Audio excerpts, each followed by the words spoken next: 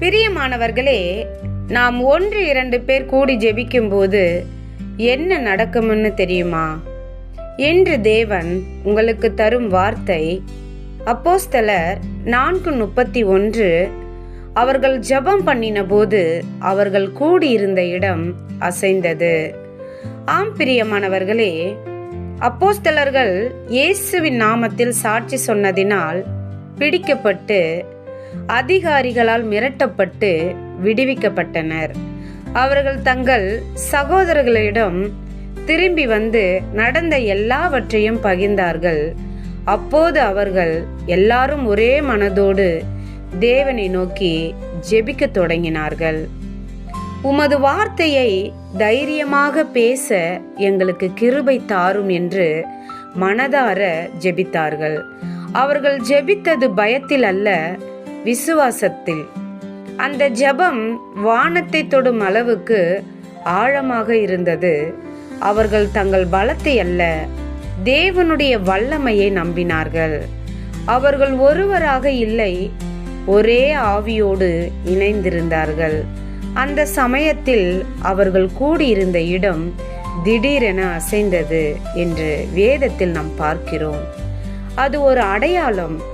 தேவன் அவர்களோடு இருக்கிறார் என்று அந்த அசைவு அவர்களின் உள்ளங்களையும் தீப்பற்ற செய்தது. அவர்கள் பரிசுத்த ஆவியால் நிரப்பப்பட்டார்கள். அவர்கள் தைரியத்துடன் தேவனுடைய வார்த்தையை அறிவிக்க தொடங்கினார்கள். ஆம் பிரியமானவர்களே, எந்த பிரச்சனை உங்க வாழ்க்கையில் இருந்தாலும், குடும்பத்தில் சண்டையா, மன அழுத்தமா, பயமா, எதிர்காலம் பற்றி குழப்பமா, நீங்கள் ஒரே ஒரு விஷயத்தை மறக்கக்கூடாது, ஜெபம் பண்ண வேண்டும். சூழ்நிலைகள் உங்களுக்கு பெரிதாக இருக்கலாம், மனிதர்கள் உங்களை புரிந்து கொள்ளாமல் இருக்கலாம், ஆனால் தேவன் உங்கள் ஜெபத்தை கேட்கிறார். அப்போஸ்தலர்கள் பயமுறுத்தப்பட்ட போது ஓடி போகவில்லை, அவர்கள் ஜெபிக்க தொடங்கினார்கள். அந்த ஜெபம் சாதாரணமாக இல்லை, அது அவர்களின் உள்ளத்தை மாற்றியது, அவர்களுக்கு புதிய தைரியத்தை கொடுத்தது. அதேபோல் எலியா ஜெபித்த போது என்ன நடந்தது? அவர் ஜெபித்த போது வானம் மழையை நிறுத்தியது. மீண்டும் ஜெபித்த போது மழை பெய்தது. அது மனிதனோட சக்தி அல்ல, ஜெபத்தின் வல்லமை. இன்று உங்களுக்கும் அதே வாக்குத்தத்தம் இருக்கிறது.